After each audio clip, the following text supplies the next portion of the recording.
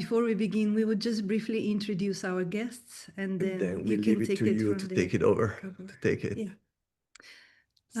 So, Patricia June Vickers. Patricia, many of you already saw in the movie. She's a healer, artist, psychotherapist of Health Silk and Shimshang, and hi Patricia, and Haida, and European ancestry, who blends trauma healing with ancestral wisdom and expressive arts, along with neurofeedback. Thank you, Patricia, for being with us and for your guidance with this film. You've been instrumental in creating this film and giving birth to it. So deep gratitude for you. Then we have Judy Atkinson, Jiman Ebunjalung Elder, author of Trauma Trails. Hi, Judy. Hi, Judy. And co-founder of We Ali Trust, supporting Indigenous healing across Australia and beyond. It's such a joy to see you, Judy. Again, thank you very much. Thank you for all your support in this movie. And Dr. Diana Kopua is a Maori psychiatrist and co-leader of Mahi Atua, revitalizing Indigenous knowledge through community-based care in Aotearoa. Thank you, Diana, for being here today and for all you've shared with us. You and Mark. You and Mark. And then we have Del Laverdure, is a Crow Nation citizen and legal advocate working to heal intergenerational trauma through ceremony, kinship, and indigenous governance. We never met in person, Del, but you touched us profoundly when we had our conversation a few days ago. It's a joy and an honor to have you with us. Thank you, man. Thank you. Welcome. We leave it to you, Gabor. Thank you. First of all, to acknowledge that I'm speaking from the unceded territory of the Musqueam, Squamish, and Tsleil-Waututh people. I have to say that these land acknowledgements that we do, and was done also in Australia on a recent visit there, I find them both appropriate and somehow utterly inadequate, because we do these land acknowledgements, but here in Canada, what's the reality? The reality is that 70% of the women in jail in this country are Indigenous. They make up 5% of the population, 70% of the jail population. And the statistics are just as dire in Australia and New Zealand. So we do these acknowledgements, but we're not just talking about the past, we're actually talking about the present. That's the point I'm trying to make. Thank you all for being here. The funny thing is, of course, I have no recollection of the conversation that you say initiated this project. I believe you that I said that, but I have no recollection of it. But then again, I don't remember much, never have. Let's begin with, before we talk about trauma and its healing, because that's just a word. And I was struck by some people in the film, including you, Diana, address trauma in ways that I'll have to question you about, not to argue with you about, but to really find out what is it exactly that you meant. But let's just talk about health first. And I'll ask all of you to comment on this. I'm just reading a book that's probably familiar to some of you. It's called Water and Spirit by Malidoma Patricia, who was an African shaman and teacher. And health seems to involve so much more than the Western idea of health. And particularly in this film, The Eternal Song, and many of you say this, it involves ancestors and the land and all of the universe. And in this book, Water and the Spirit, the ancestors are so present. I have historical awareness of ancestry, but I have no connection with ancestors that I'm consciously aware of. And when you guys talk about the ancestors, I know you're speaking about something real, which I can intellectually understand, but I have no emotional relationship with. And you even talk about healing the ancestors.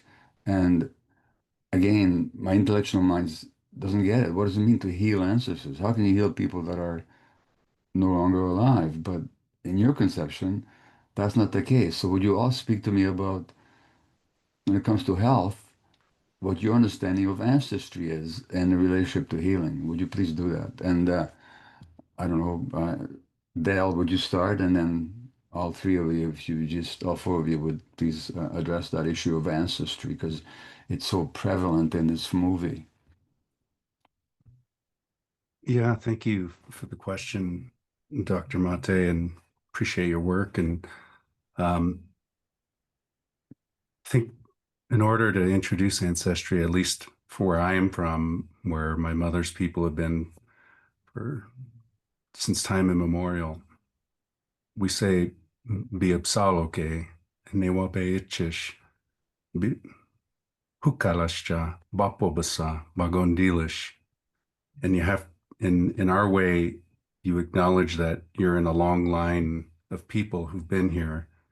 And that's Taiza Bundle clan that was in the materials, but it really means the people who have come together as one, that we come at, when we're just by ourselves, it's easy to break a branch, but when you have them tied together, we become stronger and you can divert forces for good.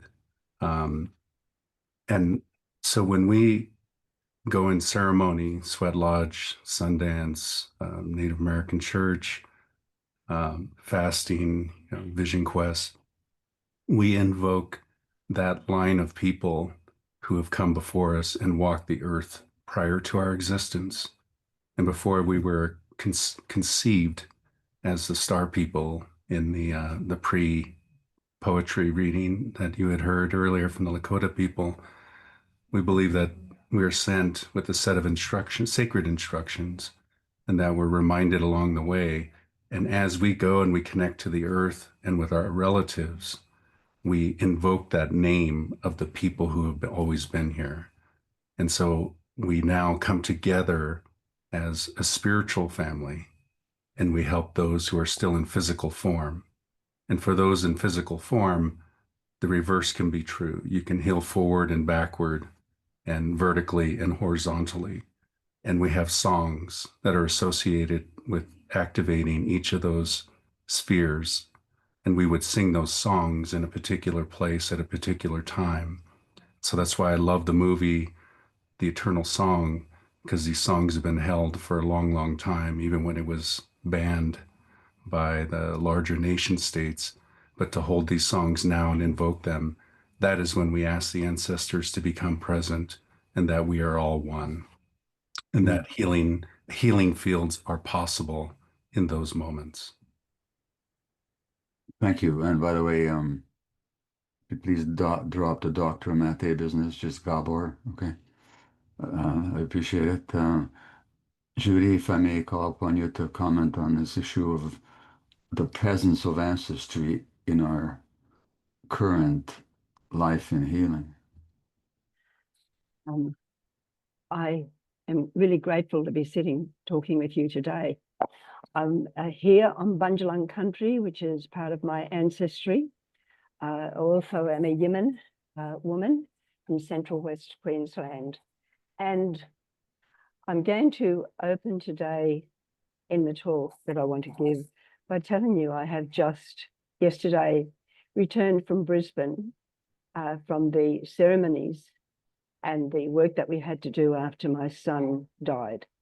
So I'm still sitting in that area of grief. I had almost forgotten that I had to talk today when I woke up early in the morning. It is 8 o'clock in the morning here in Australia. I want to open a conversation around the work I've been doing over many, many years and how important it is, I think, not just for this conversation here, but all of the countries that I've worked in. Aotearoa, I've been there at different times. Thank you for those who are listening for your welcome. New Zealand, as it is called, also South Africa, the islands of the Pacific, PNG.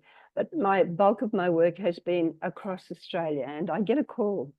Judy, I call on the phone. Judy, can you come? We've just had 21 arrests on child sexual assault. I'm going to say some things there that may make you think deeply. We just had 21 arrests on sexual assault. Can you come? And I go in there, and I'm working with chaos until I start to hear where the beginning of that sexual assault started. Australia was invaded, settled, whatever you want to call it, as a penal colony. And I like to tell the story of a 10-year-old boy on the first fleet that sailed into Sydney Cove. He was on that ship because he had stolen a slice of bread on the streets of London. He was starving. There was no food for him. And then over the generations, things deteriorated. I work in a place called Moree, New South Wales. And a part of the history of Moree is the white men on horseback coming in to take over the land from the people of that place. And I won't name them at this time. They used their guns, but one of the most dominant tools they used in the evasion and the subjugation, or the attempted subjugation of our people, was not just the guns, the shotguns, the killings, but also the sexual violence that was attached to that. So let me just now talk to you about what I've done in response to that. Recreating the circle of well-being from colonial trauma trails. I have worked in every part of Australia. I needed to understand that as the ships sailed past Point Danger, as Cook went past, as Philip went past, there were stories in that country. The stories of the place where I live are of men's places and women's places that hold and accept many different points of view. So we acknowledge those ancestors who've been through things that we can't comprehend. And then in my work, I was given a word, dadidi, listening to one another. How do we listen in contemplative reciprocal relationships? I went to another part of Australia after there had been some other things happening similar to what I've named. And the word I was given was klini, listening, and klina, the elder woman's growl. And I'm an older woman, I'm 82 now. You listen now. And how do we listen deeply? And then in another part of Australia where I've been called in for the similar things I've just named, listening, hearing, learning, understanding, and then knowing from the heart. How do we truly listen? And then, more particularly, how do we respond? So in 1987, my whole life turned upside down. A request came, distressing. Can you come here? Can you help us? And I went in with the idea that we would listen to each other. It was a truth-telling, but it had to be followed by critical action. So maybe I should just outline that a bit more. The history of Cape York, September 1987, that first call, under the direction of the elders, we were speaking out against the harm of children. And this was a product of the frontier. This was a product of the men on horseback coming in and thinking they had the rights to the bodies of our children and our young people. I was sponsored to go to Canada to talk about some of the things that we were doing. And that itself opened up an understanding in Australia we had to do more. So Prime Minister and Cabinet said, let's do something about family violence, and they funded me to develop a documentary called Beyond Violence, Finding the Dream, 55 minutes, Finding the Dream. And that then allowed us to think that we had to get an educational approach. So I did a PhD in 1992.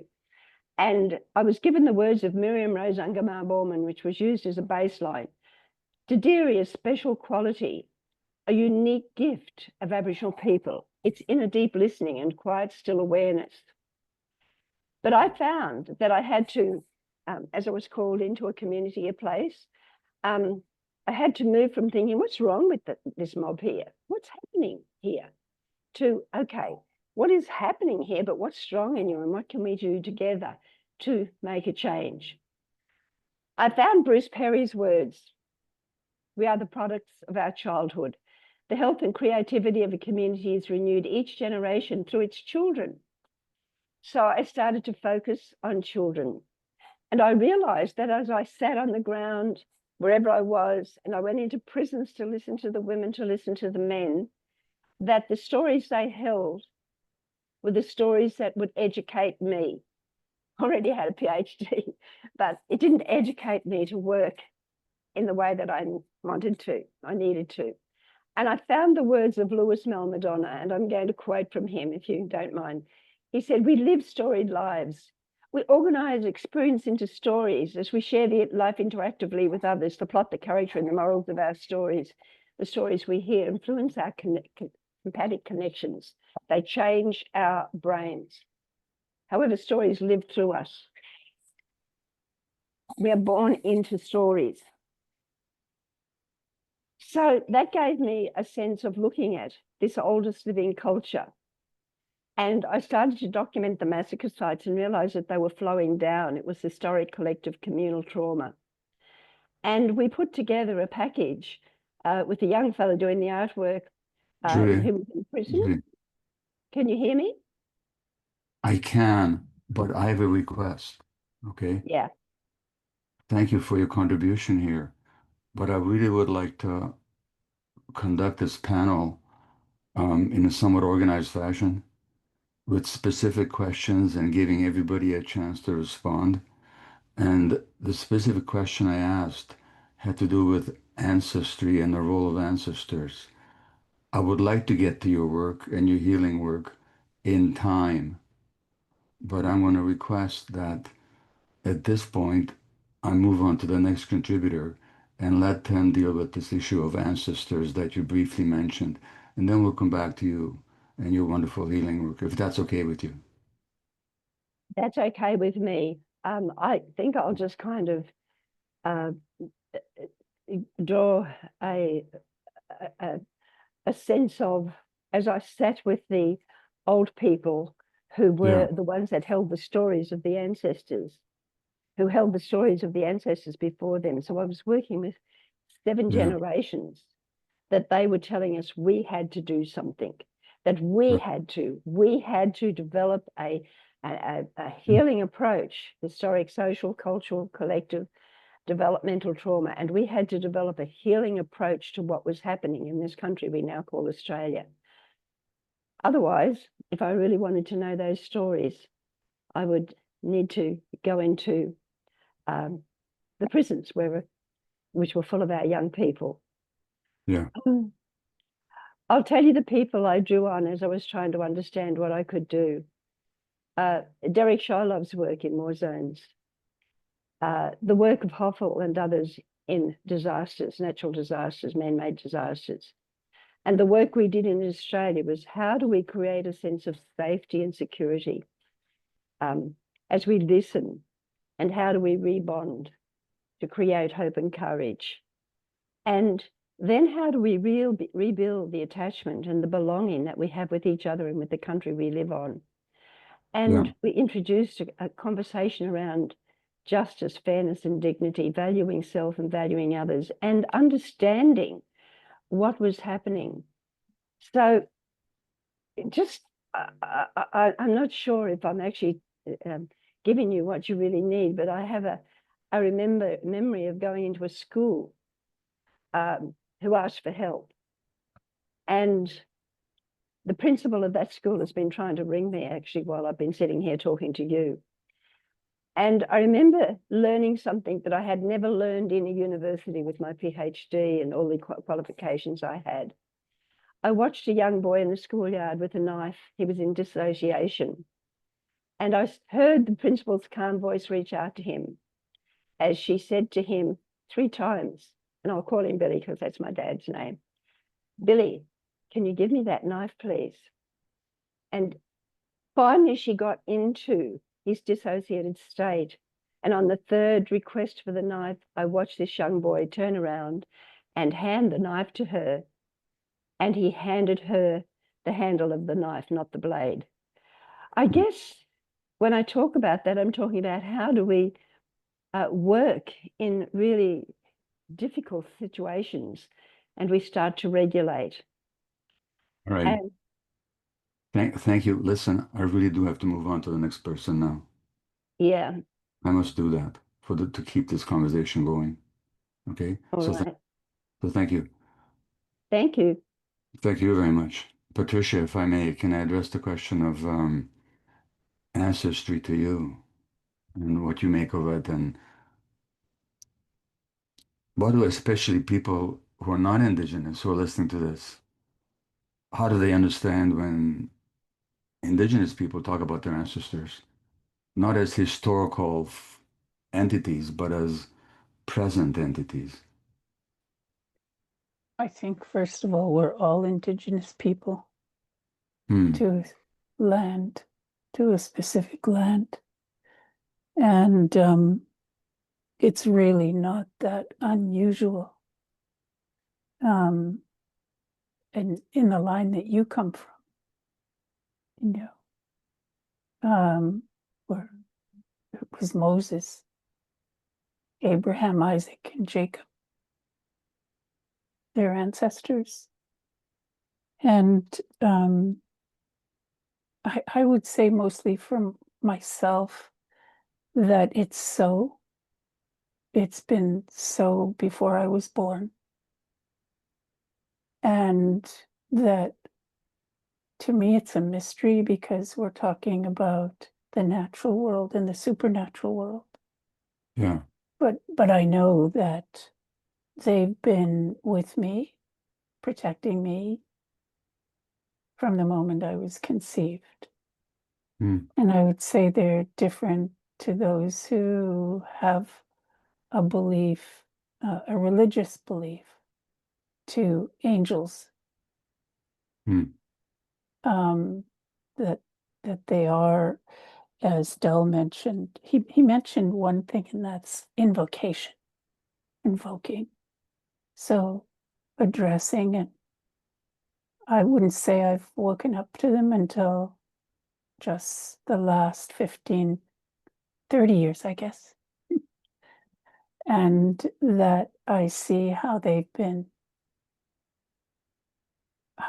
with me, protecting me, keeping me and my children. Hmm. And being able to differentiate now. Thank you. Diana, somewhere you in the film, you talk about the source of the economic wealth, which is not money. I think it was you the one that said that. It's not money, it's the connection to the land and the sky and the water and and the ancestors.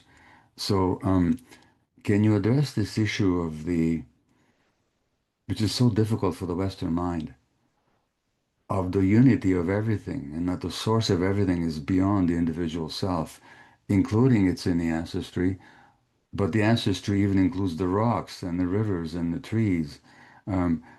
Again, these are concepts that intellectually I can appreciate, but I do sense that when you speak about it, you come from a deeper place than just intellectual understanding. Kia ora. Thank you, everyone. Thank you for sharing your stories. I just want to talk about the discomfort that I feel when we have such deep stories to share and they're restricted within a time frame, but I understand the importance of getting clear messages out in a short space of time so everyone matters.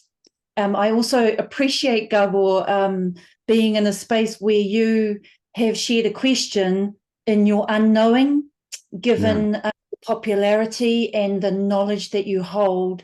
How wonderful, because I was coming in with the imposter syndrome, thinking, oh no, I have to get academic on it. And you had a question that just matters so much. I don't want to talk about the impact of the doctrine of Christian discovery and how colonization, Christianity, capitalism, industrialism has impacted my personal story too much.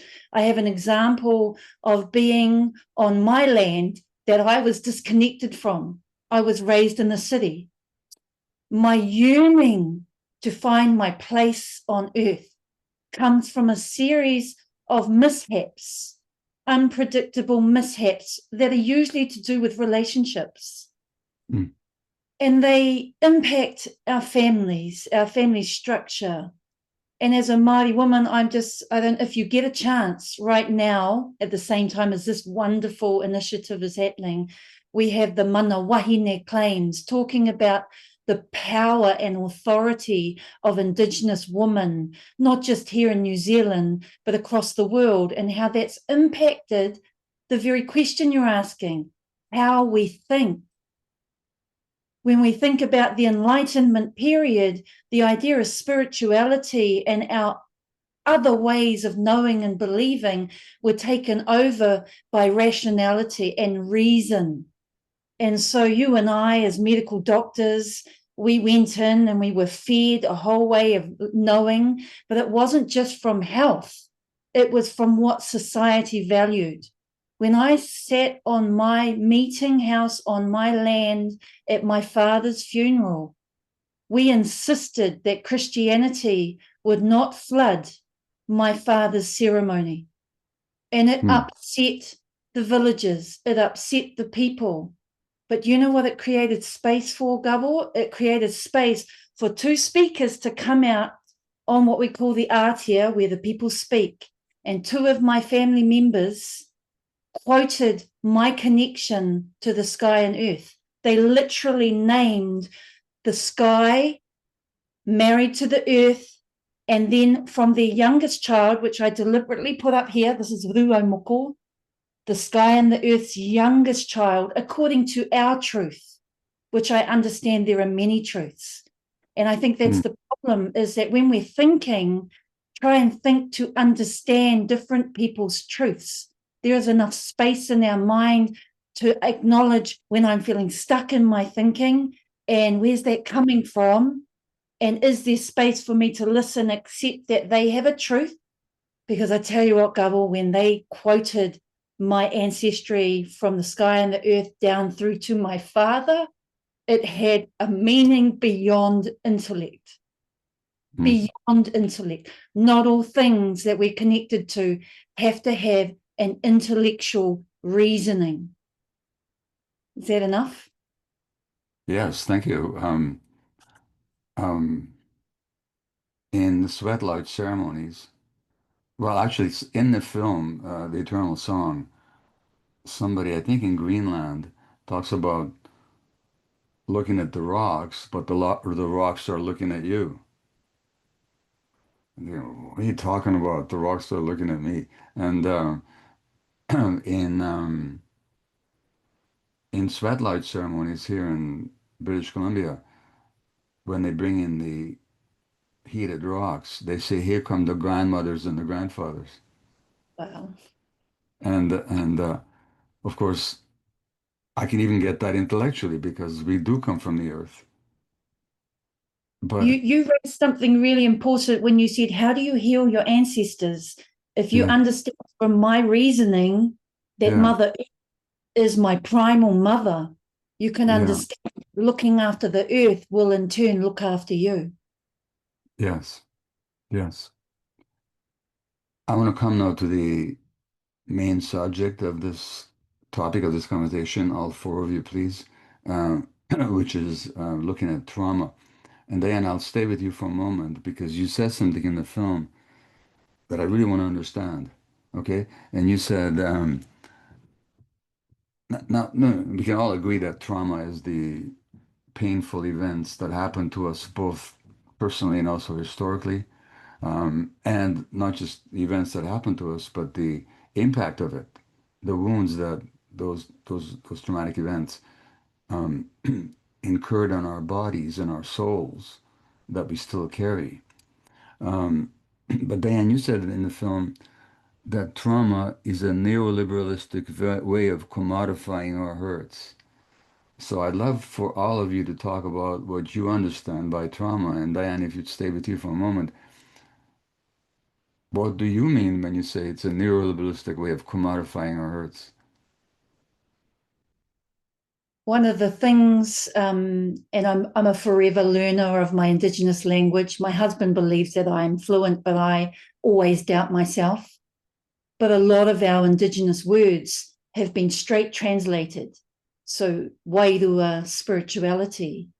But it's not how we function. words and the meaning of words has to fit within story.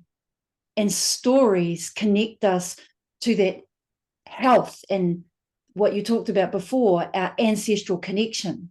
There's no separation, so it has to come with story. But what we have now in terms of systems of power that produce, hold, and disseminate knowledge all sits within a dominant paradigm. Trauma is one of those words that belongs to my discipline, the psi disciplines, and it makes us the expert of your trauma. Yeah. What I understand is that we were the perpetrators, the violators of your story having meaning for you. You're disconnected, and there are other reasons and other words that you, as the person who's been impacted by violations of the dominant culture back to the doctrine of Christian discovery, all of those things I talked about before. Now what we have when we're talking about trauma is we're using it medically as a pathology, Right. as an understanding. When you look at trauma inside medicine, which I'm not sure the psi discipline should sit in medicine, but when you look at trauma, that concept implies the notion of individuality. Right.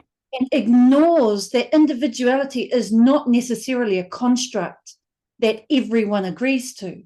Our people were a collective. We worked as a people. The smallest unit was people. And so the idea of assuming individuality as a universal term also means that when we are impacted, when we are by the atrocities, I don't want to use the word trauma, but I'm going to just in this case, when they've been traumatized, we've also looked at the similarities across the world, global similarities at the expense of intercultural differences. And so our stories are denoted and what's promoted is our professional powers and the knowledge system held within that. I think one of the ways that I trip over myself all the time with my words is always conscientizing and being critically aware of the impact of words, of perpetuating racism, and so that when we are looking at decolonizing and building healing spaces that Judy was talking about, and the stories that you talked about, Dal, when you talked about the stars, that brought my mind to our story of stars being tears that are opportunities for brightness and hope. And what we want to do is bring those stories alive. Using the word trauma means that inside our Indigenous spaces where we're trying to take back our power and our healing spaces, we're westernizing them all over again. Is that enough? Yes, thank you. I guess I just quit working from now on and never use the word again and stop talking. I know exactly what you mean. Yeah, it becomes a diagnosis, which becomes a problem with the individual. Whereas behind every diagnosis, there's a whole multi-generational and The multicultural. political, historical, cultural, social history that has impacted how we think and what we believe. Exactly. Well, Dal, if I could move to you then, and could you address the question of if you use the word trauma, explain what you mean by it, and if you don't use it, explain why you don't use it. Either way. Yeah. Thank you, Gabor, and appreciate the conversation. I want to go back to the sweat lodge that you had mentioned because there's so many different ways to conduct sweat lodge. In fact, our families all pass it down to one another, and sometimes you're not even directly related, say by blood, but there are people who adopt each other and then they give them the right to conduct it. And what you use are those stones, which we call the perfect relatives, because they don't really need anyone. They can listen and travel all over the world and learn the stories over millions of years and then share them again when invoked. And you have the four elements that exist in that lodge. You have the fire, water, You need air for the fire and to breathe when you're in. And you also have the earth that you're laying on the mother's back. And so that's why healing is possible, because the four elements are all combined. And then there are prayers or wishes given within. And that's where if you have multiple community members, you have multiple ancestries that are all called in, and sometimes a common ancestry that can call in different types of ancestral help. So I wanted to tie that loose end because it does extend beyond the individual, and it does extend even beyond the group that may be in that community-based healing, and it does reach much further back. But going to the word trauma, I mean, I understand the discourse around that. I guess I work more with the impact or the experience of what that description of that word may mean. Because I have a fundamental belief, and I follow a lot of Vine Deloria's work. If you've ever looked at him, wrote 20 books. He's a indigenous scholar, and Spirit and Wisdom is one of my all-time favorites because it combines the two, spirit and reason, and a variety of other subject matter. But if trauma is the injury that happens inside, that it's what happens inside you. I think that's a quote I've seen even that you have from your work, and even Peter Levine as well. I'm originally an engineer and a lawyer and a law professor, and I was a judge at a certain point in my life. And when did you recover from all that? I went back into ceremony to become a human being again. Okay. And that was a very important stepping stone towards returning to the human family and the spiritual family. And all our words for ourselves in indigenous communities, which I'm north of Yellowstone Park and Montana surrounds us, that all of our terms relate, and it means the people, and it means the people of a particular place, and that we are connected to that place in ways that others may be disconnected or have had to be disconnected for a variety of reasons. And that's even speaking of the word trauma, being disconnected, either internally or externally. And so I think that our belief system, the spiritual healing that we utilize, really collects it all. And you can read about something and misinterpret it. But if you experience it, it's real for you. It's your truth. And so we want to deal with the truth of that person or that family or that community. We want to hear what their truth is. And then we listen very deeply, as Judy had mentioned, deep witnessing. And even in ceremony, you're witnessing what somebody is going through. And there's usually a point of release, that they either through the body, through spirit, through the elements, all sorts of channels or methods or possibilities or modalities. And we have a saying at home that where we've been, utilizing some Western, we still use a lot of our old ways. And we always say, what works for you is what works for you. If it works, use it. If it doesn't, discard it. Even our own teachings will say that, even though a lot of us believe in them so strongly, we've seen the power of their healing. And so we take the little t trauma, the big T trauma, and start to unpack it and unravel because of all those fractals where they're connected. Someone comes in with a small thing, and it may be something really big affecting their nervous system from really early on or even before they were born. And so we have to look at that line of those injuries of some type, often emotional, often spiritual, and they result in physical symptoms of what are sometimes incurable or problematic, or you can't find the source of how to solve those. So we just go with what the person's system, what they've experienced, and what they describe to us of those impacts. And then we work with those, and we tell them to call it whatever you want to call it, whatever the name needs to be.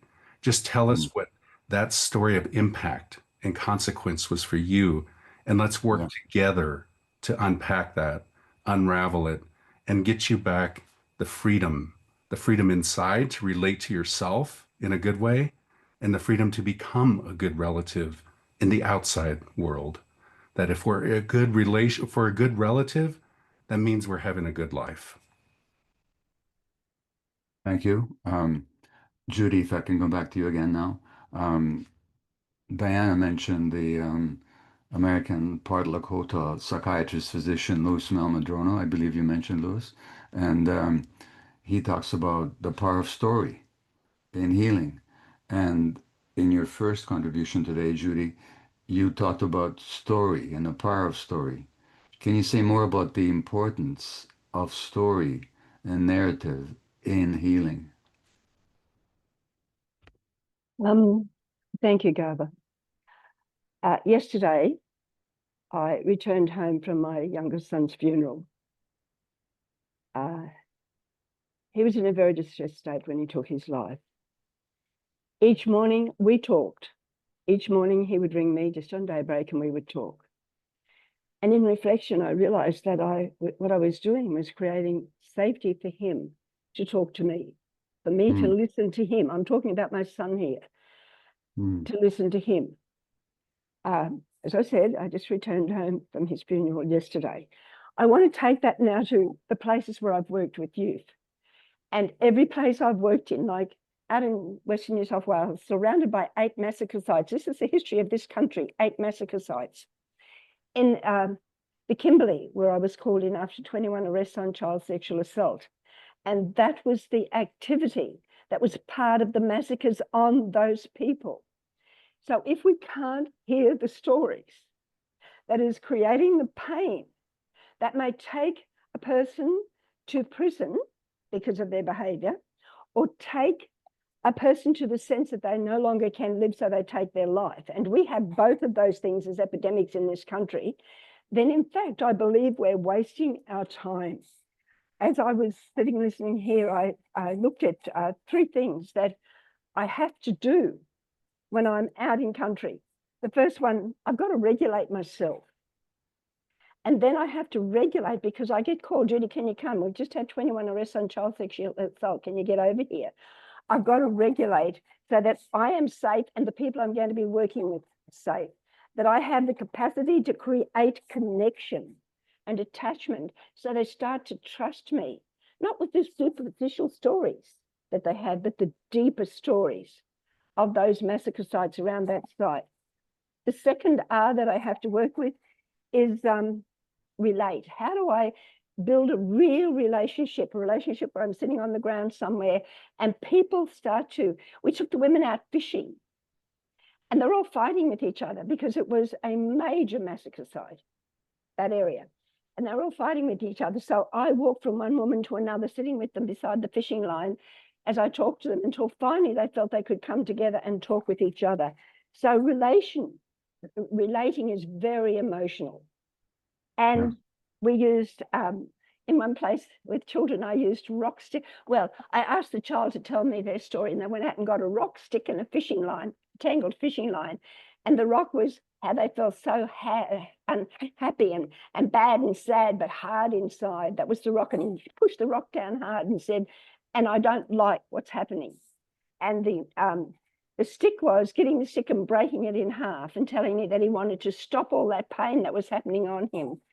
And the fishing line said that he was all tangled up inside. That child went out and got those 3 things to tell me how he was feeling before I could even start to work with him and to listen to him, before I could start to work with his parents who'd asked me to work with him. And the third one is for us adults. We have to be able to hold in reason the stories we're hearing. Now, I'm an Aboriginal Australian woman. This country is still dealing with the massacres that happened on this country when we were colonised. As the prison hulls came into Sydney Cove. And everywhere I go, I hear these stories. People call me, Judy, will you come? We've just had 21 arrests and child sexual assault here. I said that, Judy, can you come? We just had these suicides here. Can you come? And I walk in and I sit on the ground. We make stories in the sand with twigs and things so that they feel that they've got to think about the story they want to tell. I've got my hand up here before they sit down and share the stories. And it's the first time that they've actually shared their inner stories with each other. Whereas the experts, the psychologists and psychiatrists and the social workers who come in just wanted to name what was the problem, not listen to the stories that were creating the distress. No. That's where No. I am. And I will tell you now that I am distressed. I just came back from my son's funeral. I got in here late last night. And I'm just glad that I'm able to talk to you and that you're able to listen. So thank you. Thank you. And by the way, my God, so sorry about your son's demise, and thank you for being here in the aftermath of such a dire event. Thank you for being here. And you have all our hearts with you. Thank you. Thank you. Patricia, if I may come to you now,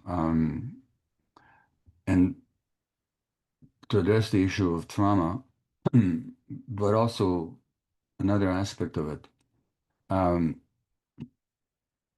You are deeply steeped in your traditions, but you're also deeply trained in these Western, more modern modalities of trauma treatment. I know that, Del, you've studied and practiced internal family systems. Patricia, I don't know if you studied IFS or not, but you certainly know about it. You studied compassion inquiry, you studied neurofeedback and other modalities that I'm not even as familiar with as you are. What is your understanding of trauma, and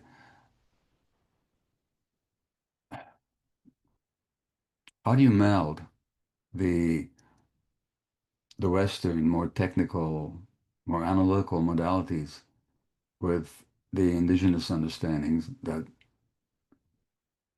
comprises much more wholeness? Do you see a contradiction, or is it possible to create a unity there? Just what's your relationship to trauma and its healing, given your one foot in one camp and one foot in another, if I can put it that way?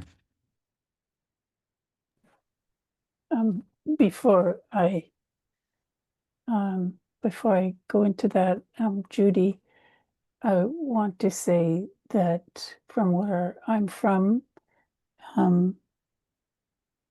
we say to your son's spirit, may he go safely, gently, carefully.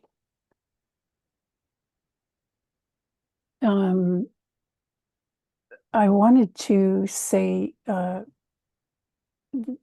I think it's a good idea to not refer to the Western mind, because really what we're talking about is a domination way.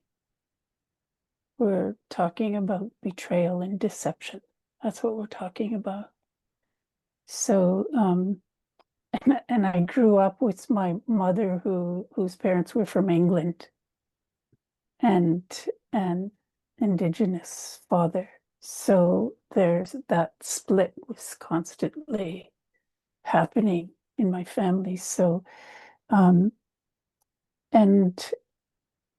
up and down the Northwest Coast where I've worked,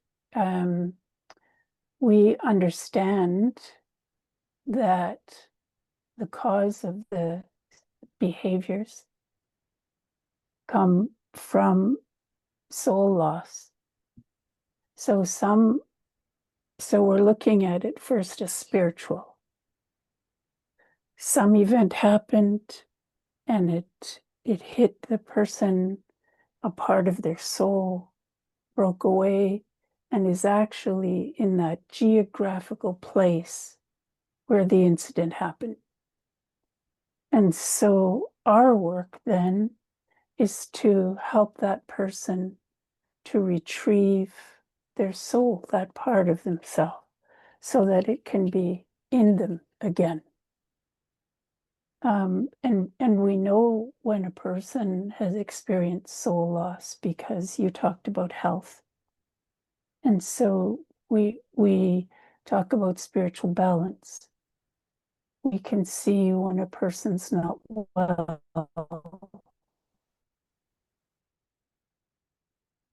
So my father was diagnosed as a pedophile. After he died, the elders from men. So that's not a man in health. It's a troubled man. Yeah. So when I use deep brain reorienting or neurofeedback, always compassionate inquiry is part of those.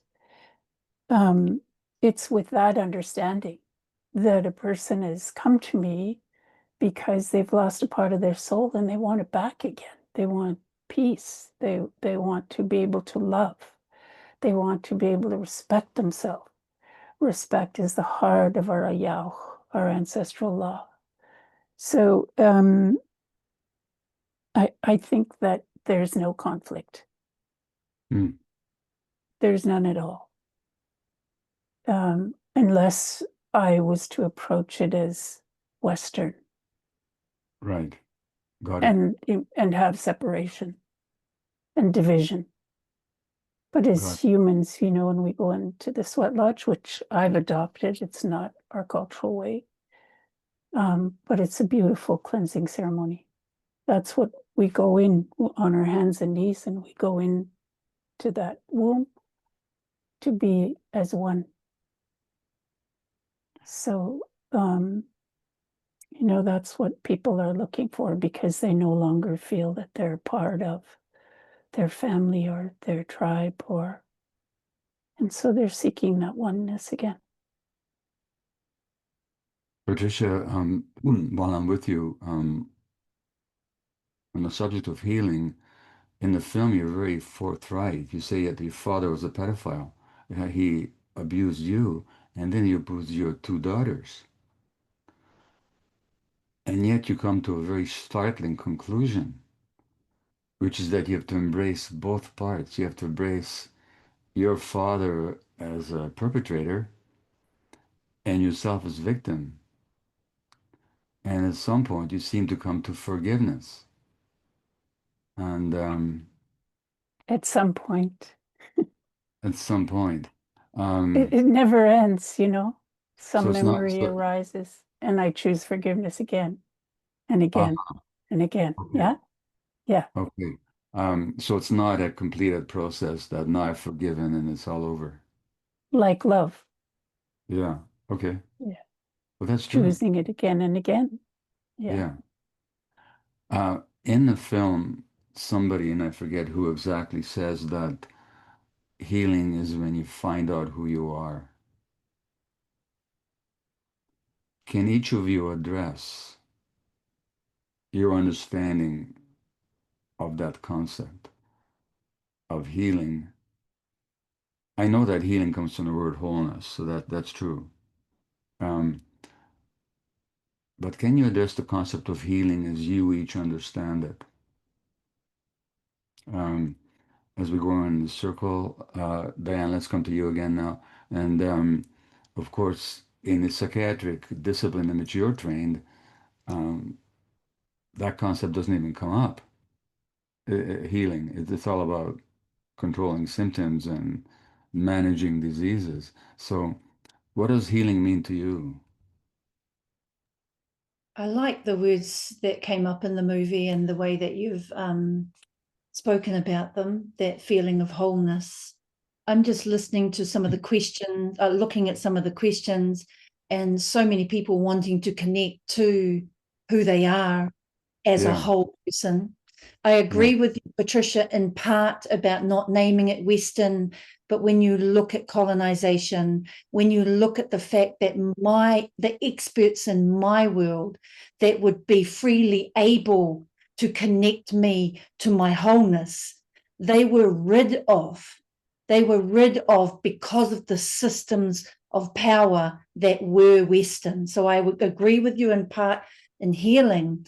But the reality is, and I can see it in the questions, so many people want it, but the pipelines from pain to healing are dominated by Western systems.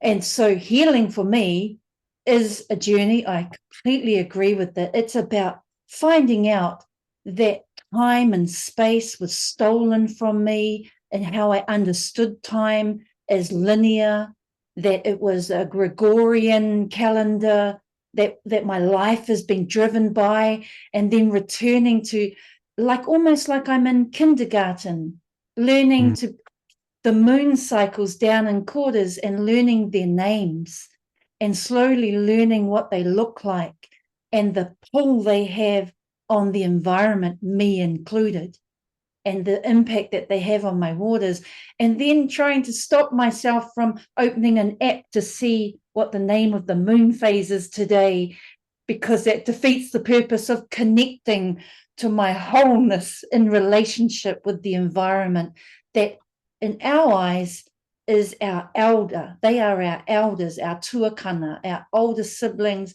our ancestors. Learning to think like that, even Gabor, if it's an academic, intellectual exercise, is like the beginning. It's like you're training your infant and your toddler to appreciate colors and the environment. It starts there, and that's your healing. And you spend your life throughout those moon phases, and you add to it, and you have to, in your healing, understand the impact of the powers that have dominated our way of thinking to be dehumanized as an Indigenous woman. I have to catch when I'm feeling unworthy, when I'm feeling like I don't matter, being able to know where that came from, who that benefits, and stop it and be in control of how I narrate my story. All of that is healing, but not individually, as a collective, wanting to conscientize how we think, how we feel, and how we are with each other and the world that we live in. That's healing for me. Thank you. Zaya Mutio, before I move on, can you tell me a time check here? How long is the session going to go on for? We have 30 more 30 more minutes. Yeah. Sorry, 30 more minutes? Okay, Yes. thank you. Dal and Judy, I'm going to come back to you one more time. And Judy, I see your hand up, so let's go to you. Do you want to address the issue of healing? And then I'll finally come back to Dal. So Judy, what did you want to say now? I'm going to be very brief here. First of all, Australia is a penal institution. Australia was colonized at high levels of violence, and part of those high levels of violence was sexual violence. My experience in every part of Australia, and I've been doing this work for a long time. Judy, can you come? We've just had 21 arrests in child sexual assault. The one issue that we have not been able to grapple with properly is how the colonized use that particular behaviour to colonize our communities. I've just come back from a community in northern New South Wales, northwestern New South Wales. That's the issue that is so painful and hard for us to deal with. That is why I think it is important that we take the courage to speak to the most painful, shameful issues that we may now be perpetrating in the way that was perpetrated on us through the colonizers. And as I've done that, I have had 17 and 18-year-old young men see me 6 months later walking down the street and race over to give me a hug and say, Aunt, thank you for coming and listening to me. I have done that in prisons, I have done that in schools, and I have done that in communities when I've been invited. And I guess this morning I am naming this because I feel it is such an important issue. The time I was in Canada, the time I was in the US, the time I was in Aotearoa, and across Australia. It is such an important issue for us to take the courage to deal with. In this country, and I'll finish now, we were established as a penal institution. And the best work I've ever done was going into the prison with the young fellows and the women. I did 5 years, 4 weeks every 6 months in Alice Springs prison with the women. All of them had experienced what I've just named. So let's just keep building prisons if we're not going to be courageous and name those hard things. And I have found that when I take the courage to open that conversation, the people I'm working with take the initiative to name and do something about that truth. Thank you. Thank you so much, which leads me to my next question and to Dal. Judy mentioned the penal origins of Australia, and of course, to this day in Australia, Indigenous young men die at much higher rates in prisons than other people do.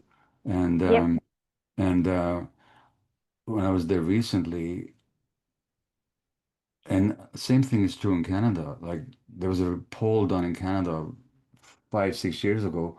70% of Canadians said they knew nothing or little about the residential schools. And most Australians are not taught about the massacres that took place repeatedly during the colonization of the country. And of course, Del, in your country, United States, people grew up on these Hollywood movies where the Indians were always the bad guys, and because they fought back against colonization.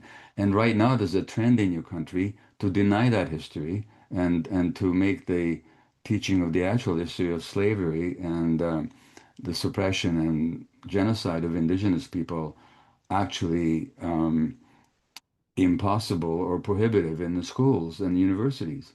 And so the question of healing trauma, um, how do you even approach that issue when the stories that Judy tells or Diane can relate to or Patricia here in Canada are not only are they not acknowledged, but they're increasingly even denied. And yet you have to face this task of healing and finding the truth. So how do you find the healing in the midst of an ongoing cultural forgetting? Yeah. I mean, these are obviously very big subjects. I used to teach about, federal laws impacting Indigenous people for many years, and you can almost become numb to it. You teach it so much, Yeah. and I think you have to contextualize it and give it real life stories. What were the impacts in this community, with this family, with that person? And when you give it, you breathe life into it, just how we began in our origin stories. Light, there was air breathed into the mud to create the people. We need to breathe life into concepts, because when you get too large and macro, you really Mm, get disconnected from the impacts that happen, the collective impacts. So I mm, always go to stories of families who had, say, major land loss, if that's the subject, or that yeah. they may have two lost generations from federal boarding or residential schools. And here's what happened to them. Here's what happened to this family with relocation, when they got taken to urban areas from the reserves or from indigenous lands. And when you give that kind of personal family story to it, it becomes real for all of humanity, not just that family, but it becomes real for everyone who's listening. And I think more than anything, some of us who do know, when you know better, you do better. This collective amnesia is is the problem. There is a collective amnesia. And you're talking about maybe even a shift towards denial. One of the things that happened, I know, north of the border in the country you're in, Truth and Reconciliation, was people had to speak their truth. What did happen to them in those schools? What what have they what has been lost? What was their truth? And it may not be the same truth as anyone. We have this concept in our community that I think um, really should be bestowed upon the people who have the courage to do it. And they're called contrary warriors. And they're always going against the grain. They're always going against the majority. They used to be the bellwether for us of when we had to move camp. They were the ones who would come and put the eagle staff in the ground and say, I'm not moving from this spot, while Mm, those who are more vulnerable can get to safety. That's the right. kind of people we need to lead against collective amnesia. We need markers in the ground, preserve that history, and take into account people's experienced history of what happened to them. And let's get some digital archives. I mean, if artificial intelligence can do all the things that people say it can, surely it can archive all of these stories so that we Mm, keep them forever. Because what we don't want to see is a repeat of the past. We don't ever, that's the thing I heard in all the communities that are survivors of those schools. Please, please, I'll say it. I don't want to talk about it, but I will say it. to speak my truth so that the next generations don't have to experience that same terrible stuff that happened to us. We cannot keep passing it down. And just like parallels to the Holocaust where your ancestors had suffered, we have this terrible history of all these failed federal and malicious federal policies that have pernicious impacts that result in today's behaviors because they've been adopted, and there's collateral oppression that happens in community now because of the communities who are impacted so severely. So I think the courage, compassion, and we got to find for others who didn't experience it, we need to find their curiosity. And when they're curious, they're more open-minded and open-hearted. And so if we can get them in that safety to speak that truth and preserve it with by whatever technological means now, then we should do it. And it should be archived so that's never repeated again. Thank you. As you speak, Del, two thoughts came to mind. The one is a quote that I like to read you because it totally parallels and perhaps helps to illuminate what you just said. This is from Eric Fromm, who's a psychologist. He said that I believe that to recognize the truth is not primarily a matter of intelligence, but a matter of character. The most important element is the courage to say no, to disobey the commands of power and of public opinion, to cease being asleep and to become human, to wake up and to lose that sense of helplessness and futility.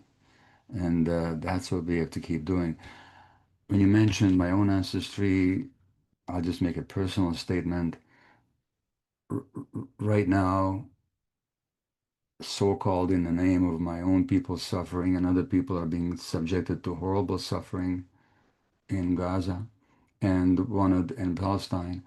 And one of the most upsetting aspects of it, apart from the physical horror of it, is the denial of their particular story and the unwillingness in the West on the part of powerful elements to actually look at what really happened there, what is the actual story, not just what's happening now, what's happened there all along. And it's part of the same denial of Indigenous history that's still prevalent here in the West. Zaya Material, I need to find out what your agenda is. Are we opening up for questions from the audience, or do I just keep babbling away? Which is your preference here? It's your call. We have some questions, and if you have, okay, you want me to read? You tell us if you have another question, or we can read one from the chat. You know what? If we can, let's open it up to questions from the chat and see what the panel will do with that question. Great. Yeah. I just wanted to bring something to Judy. And Judy, thank you so much for being here today. And I just can't imagine even what it is to lose a child. So thank you. Thank you. Yeah. I'm holding you. We're holding in our hearts. And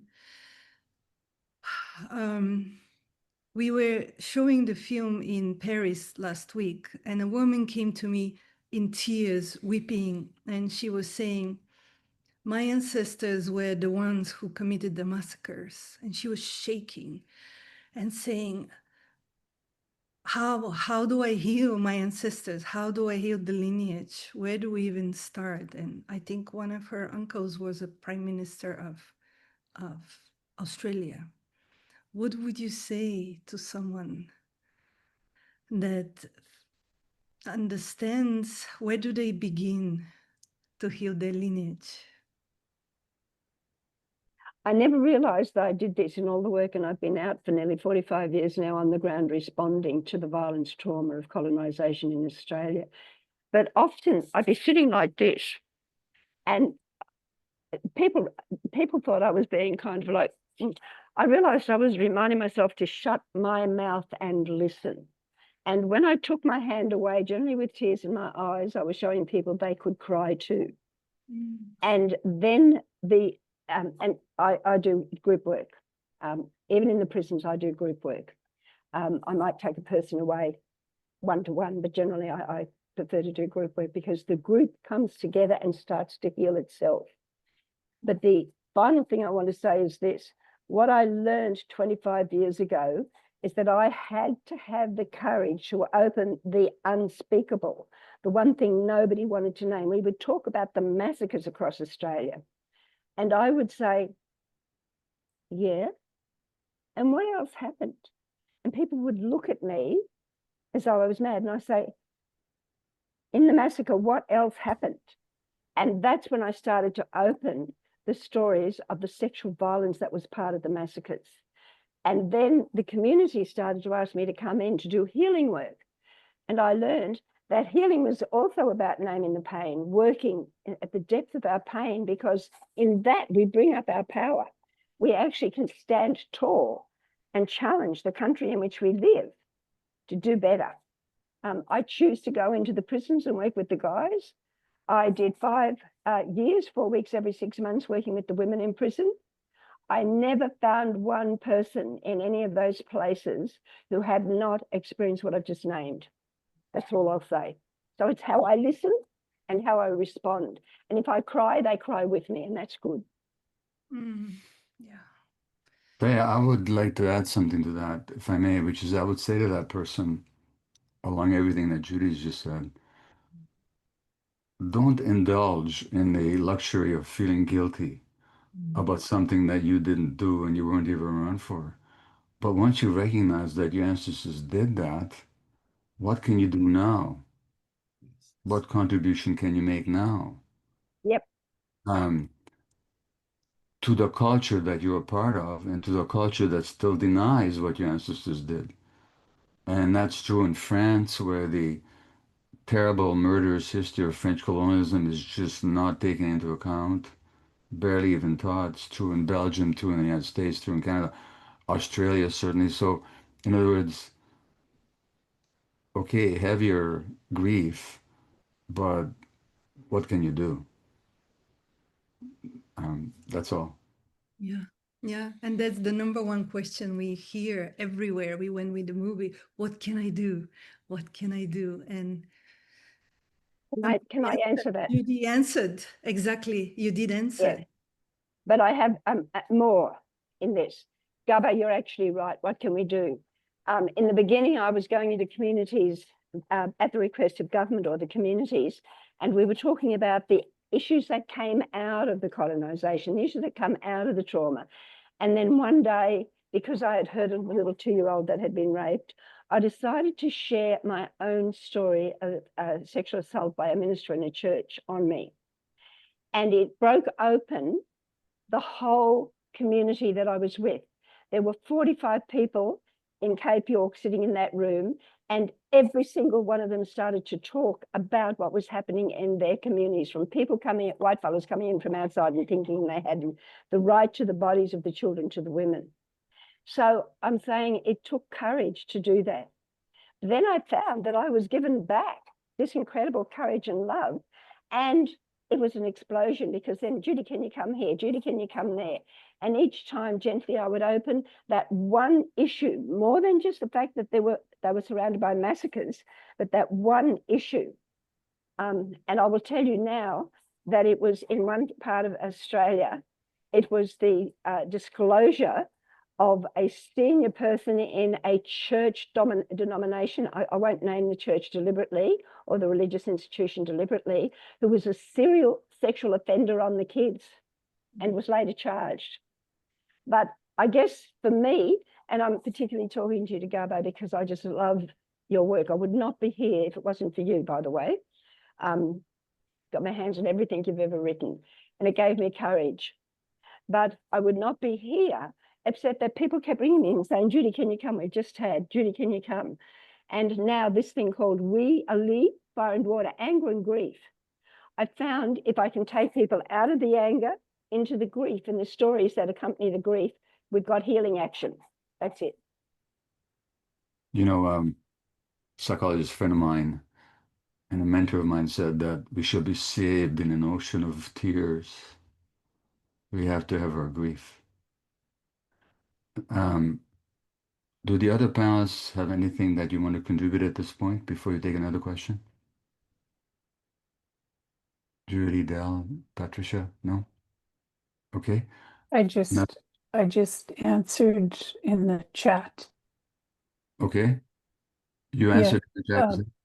in the chat that that's what cleansing ceremonies are for.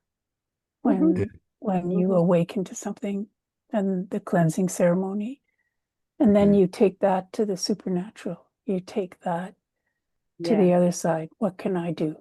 You don't ask other people. You ask the divine source. What is it I can do? Hmm. And you'll get the answer. That's the other thing that struck me about the film is that in the cultures that you each represent and other cultures presented in the film, there's no separation between the supernatural and the natural. There's no separation between the material and the spiritual.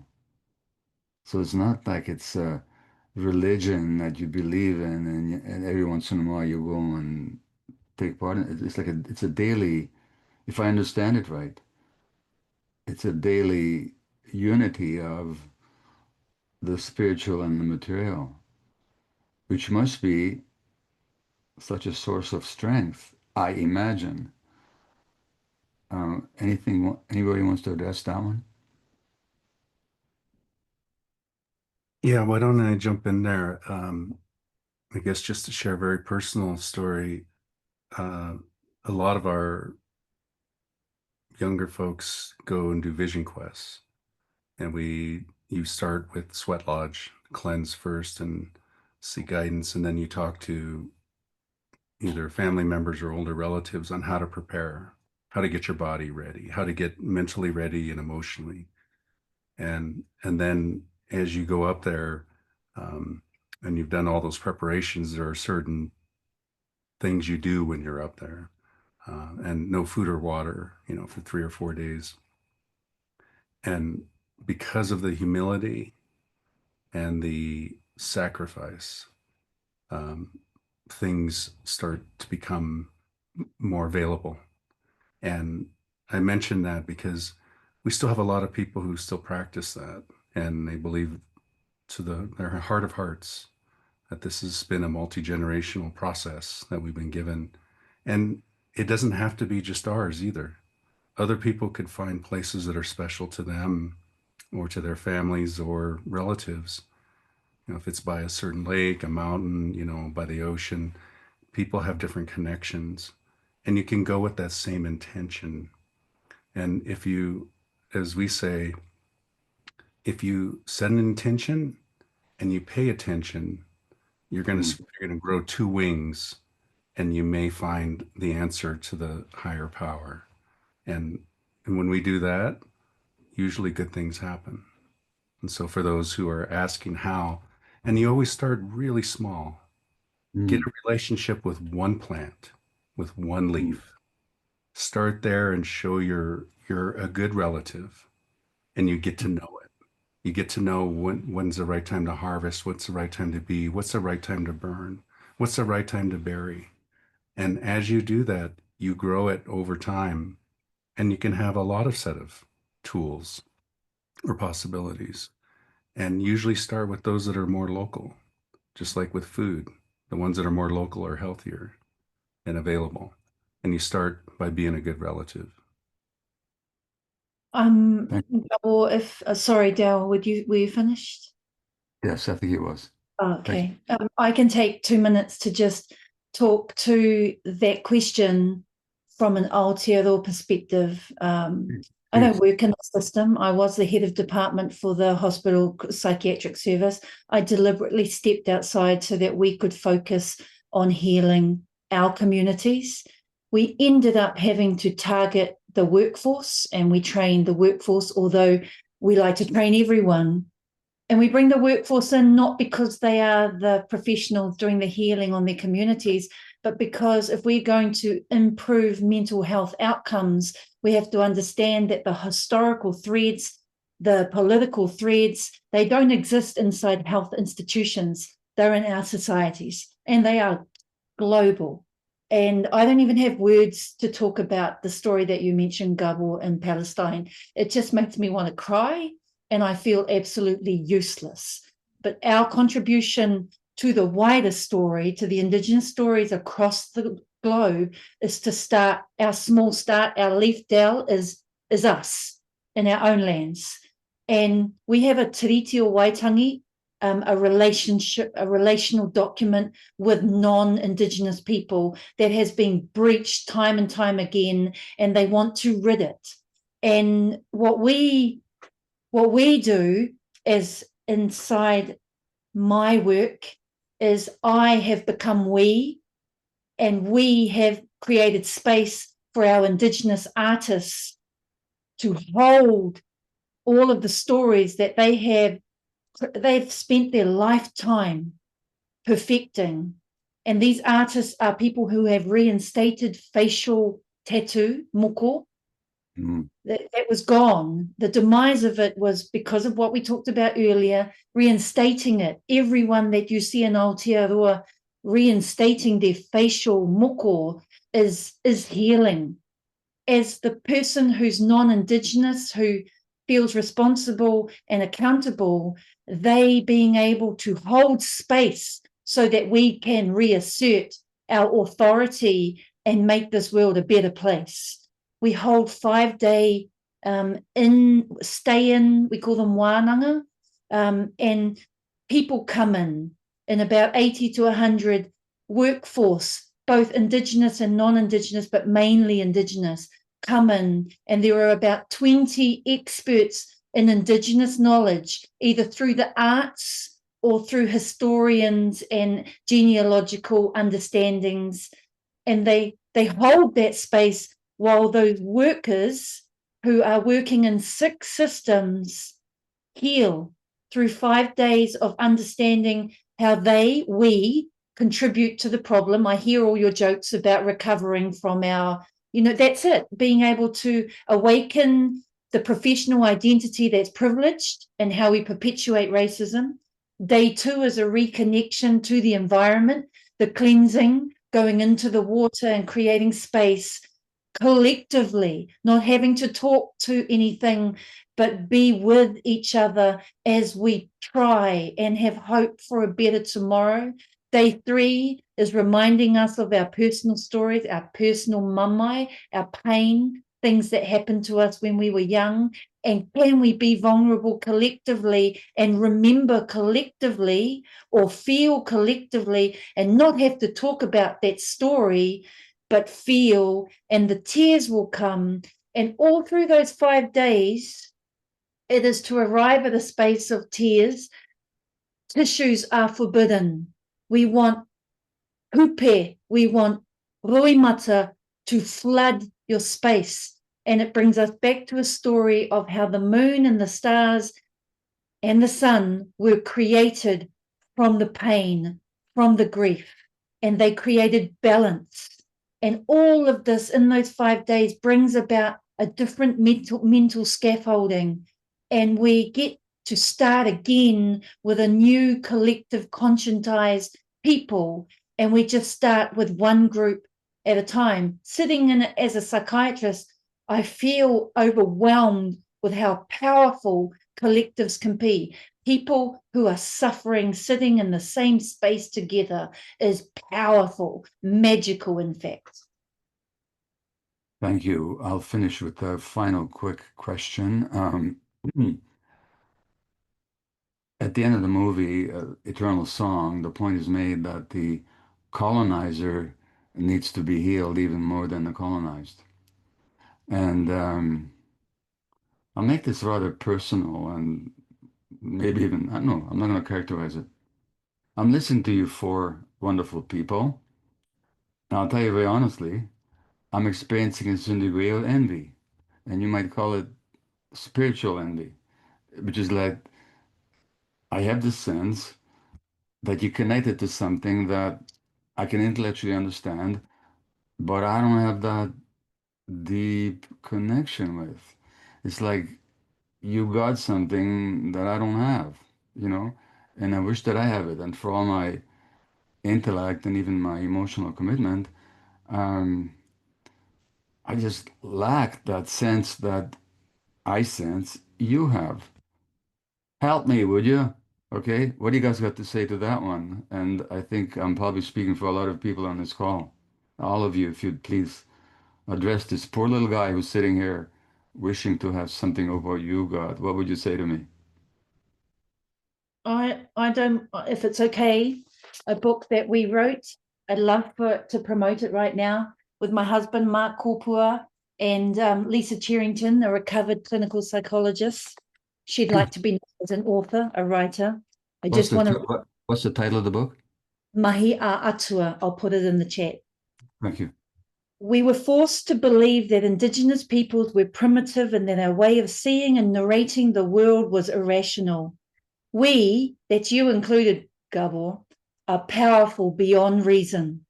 And now more than ever, we need to be the author of our own story, absolutely value our ancestral stories, but we will be the ancestors of our children's children, and they will value our stories as much as we value our creation stories. Your stories that you've shared with the world, Gabor, contribute to that. And it's not about comparing, because that's back to neoliberalism, right? Yeah. Thank you. Belle, any comment? I think we start with, we are the dreams of our ancestors, and we become the prayers of those who follow in our footsteps. And if we know that, whatever gifts we offer are going to be accepted for who we are and the path that we walked. And I think sometimes there's a sense of being satiated with, that's enough. I don't need to be all things to all people, and I can just be me. And my story and my work has real value to people that I don't know. And when you have that kind of impact, it's a lasting legacy. Thank you. And then Judy, and finally Patricia. Judy, next. Any comment? I believe in my 82 years of age and the work I've been doing for over 40 years, that we all need to take the courage to walk into the dark, painful places and sit with people wherever they are, to let them find their power, their light, their joy, the stories that hold them down are also the stories that rebuild them up, and to share my stories with them of how I've recovered from things. I also believe that when I get a call from the community, I need to respond. I have worked, and I believe that I need to start very young now with our children, our young people. Otherwise, it becomes generational, because I'm tired of, not tired, but I find it hard to work with the elders who are in such pain.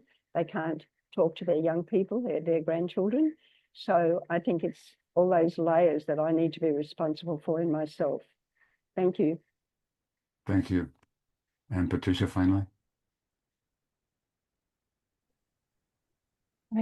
I think that it's, for me, it's about being broken open from life, and then finding humility and being with humility. And they came. All right. Well, thank you all. Diana, I Del. want to say one thing, Gabor. Oh, sorry. That you are doing the healing work for your ancestors with what you're doing today for Palestine. Yeah. You, Yes. and I want to just mirror that back for you. I know it might not feel that way, but you are doing that. So you're, Yep. yeah. Good. I appreciate that. And thank you, Zaya Maurizio, for this wonderful creation that you've gifted the world with. And Judy and Patricia, Del, and Diana for your participation. I've certainly been honored and touched by my contact with you. Thank you all. Thank you, everyone. Thank you. So much. Thank you. All right. All the best. Wow. And we will continue the program tomorrow morning at 8 o'clock Pacific time, with 16 hours from now. Yeah, with Thomas Hubo. So we hope to see you again here tomorrow, 8 o'clock Pacific time. Thank you. Thank you, everyone. Be well. Thank you.